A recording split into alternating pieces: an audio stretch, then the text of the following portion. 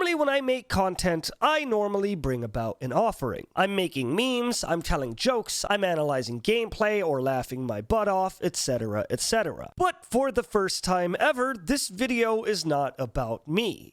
I am asking you for help. I am actually on my knees and begging for someone, anyone, to answer the question that I'm about to ask. Now, this question dates back to the mid-90s. So if you're a younger viewer, you might not have the answer unless you're a gaming historian, and if that's the case, please help. Now, let me explain. When I was a kid, my parents didn't have a lot of money, and because of it, we ended up renting all of our games, which was awesome, to be honest. It seemed like every single weekend there was a new adventure to be had. We rented games for the Sega, the Super Nintendo, the Nintendo 64, the PlayStation, etc. And though I can remember just about every single game I've played, one time when I was very, very young, my father rented me a game for a weekend that I absolutely loved. However, the place that we used to rent games from also doubled as a VHS and video game store.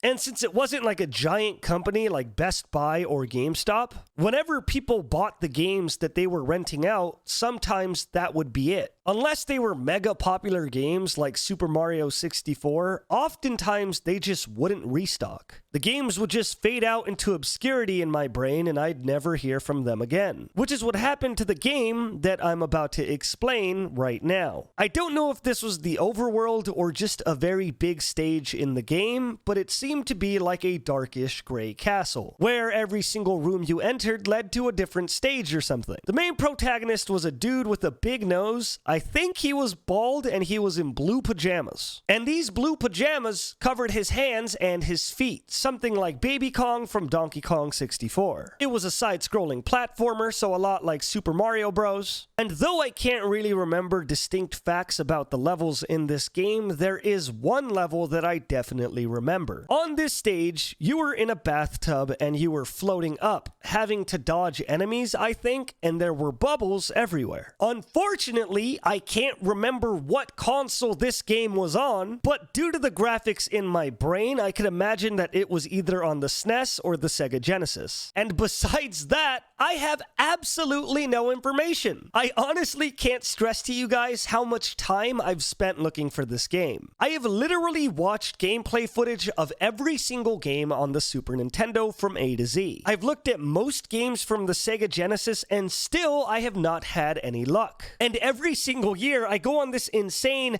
Charlie-like manhunt where I'm just trying to track down this one game. But honestly, it kind of just seems further and further as time goes on. And as far as memory goes, we know that's not the best source of information. And also, I played this game over 20 years ago, so I'm probably messing a lot of the information up. I've been wanting to make this video for a pretty long time because it's probably going to be my last Hail Mary in trying to find this game. And if not a single person in the comment section knows what I'm talking about, then honestly, I'm probably just going to throw in the towel. I know this seems like a random video I'm just throwing at you guys, but I'm desperate. So please, if you or anyone you know knows a lot about games in that time period, help me find the game with the dude in blue pajamas and the big nose with the bathtub that floated upwards. And tell you what, if we find it, I will track down a copy of this video game and we will beat it front to back on a streamathon. That's all I have to say.